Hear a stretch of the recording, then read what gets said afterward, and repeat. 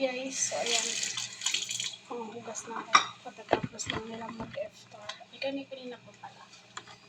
Yun na ako mga hugas.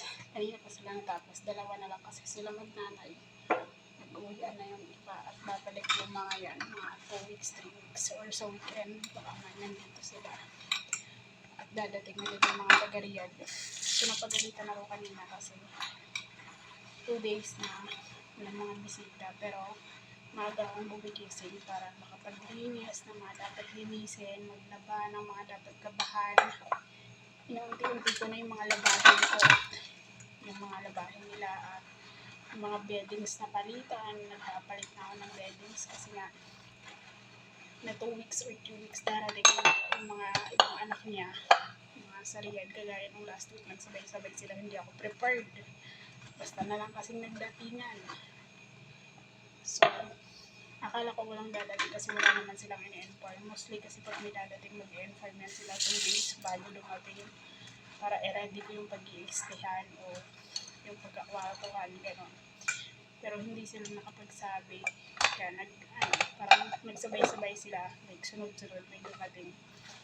Pero okay lang naman kasi nag-alisan din naman agad. Well, 3 weeks, 2 weeks na dito na ulit sila.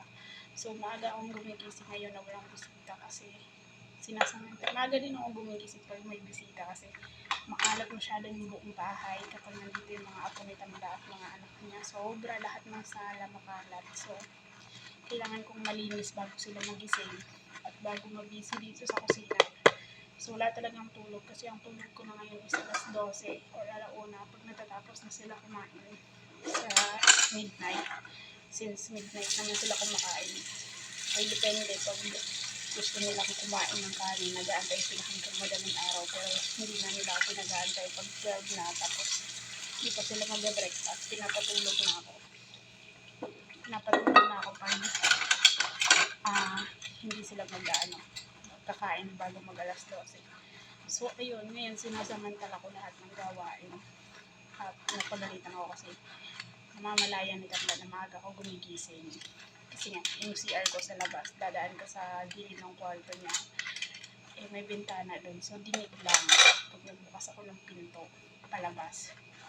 So, ayun, sinabihan niya ako na baka nang kailangan gumising ng maaga, wala namang tao, okay lang. Tapos sabi ko, kasi nagsinasamantala ko nga yung mga linisin sa labas, sa likod. Sabi ko, mag-mower pa nga ako, hindi pa ako nakapag-mower. Sabi niya, hayaan daw muna yung mga trabaho na hindi naman ganun kakailangan.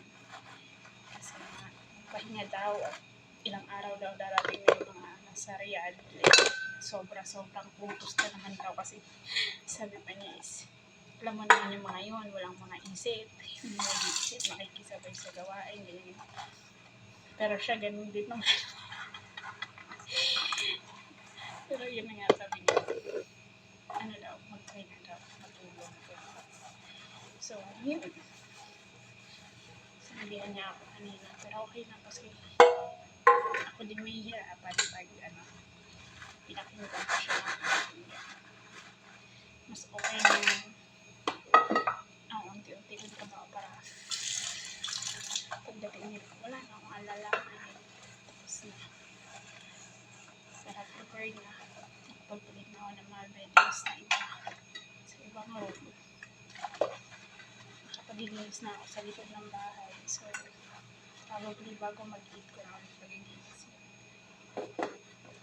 Yung mower, pag mag-over na lang sa my garden. Yan na lang. At yung labahin ko na isa lang po. Malaban ko na din yung mga damit nila. So, yun, linis-linis na lang. Kasi kung kabilang naman dito, sila lang magmanay. Masyadong luto. Kasi sila dahil sila pareho. Madami lang niluluto pag andito yung mga anak niya kasi uuwi. May tanda.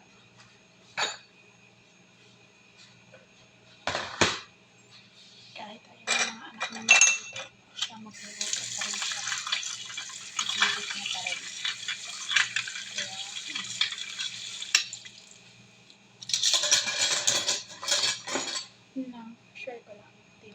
watching.